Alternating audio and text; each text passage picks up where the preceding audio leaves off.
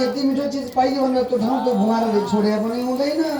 तर दिनभरि खाँदा खाँदै त्यो घुमाएर भुलिन्छ र अनि बेलुका भइसकेपछि फेरि कमलको चाउरी बजाउँछ त्यहाँनिर अडकन्छ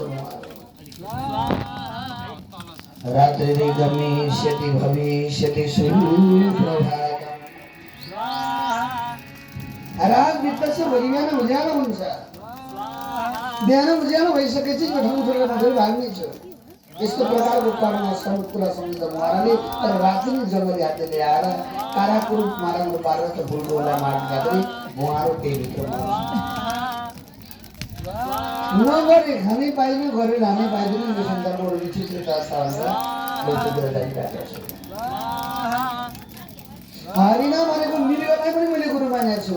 मृगलाई गुरु मानेको छु किनभने सिकारी कुकुरको घाँटमा घन्ट लुनाका हुन्छन्। टिनिङ टिनिङ टिनिङ टिनिङ घन्टा बजेपछि बाजा बजेपछि घन्टा बजेपछि मृगले चर्न छोड्छ। पुरा राम्रो लाग्छ, गाना मिठो लाग्छ मृगलाई।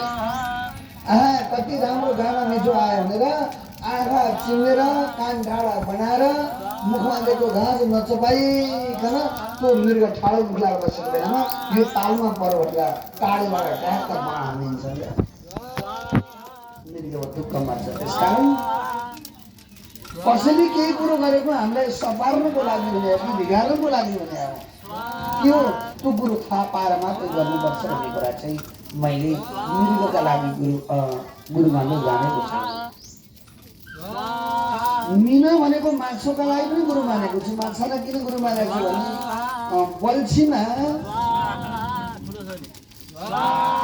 बल्छीलाई धागाले बाँधेको हुन्छ। त्यो धागालाई एउटा लामो बाँसको टाङ्गोमा लौरो टाङ्गोमा बाँधेको हुन्छ।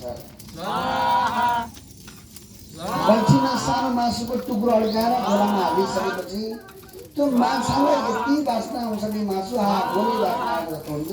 हत्ता नपत्ता कहाँ गएर भेट्नुहुन्छ त्यो मासु भनेर गएर नजिकै पुग्दाखेरि धेरै बास्ना आउँछ। पप्प खानु थाल्दाखेरि घाँटीमा त्यो बल्छी सियो अड्केर मासु मर्छ। यसबाट के कुरा थाहा भयो भने खाना पाएँ भनेर अब पप्प पनि नखानु, बोल्न पाएँ भनेर ट्याक्छ पनि नभन्नु, बस्न पाएँ भनेर ट्याक्छ पनि नबस्नु। जे काम गर्दाखेरि पनि बडो सोच विचार गरेर मात्रै काम गर्नुपर्छ भन्ने कुरा चाहिँ यो माछालाई गुरु भनेर जानेको छु। अनि मिना भनेको माछाभन्दा पछाडि मैले फेरि पनि गुरु मानेको छु। पिङ्गला भनेको एउटा वेश्याका लागि गुरु मानेको छु। अनि विजयनगरको नगरमा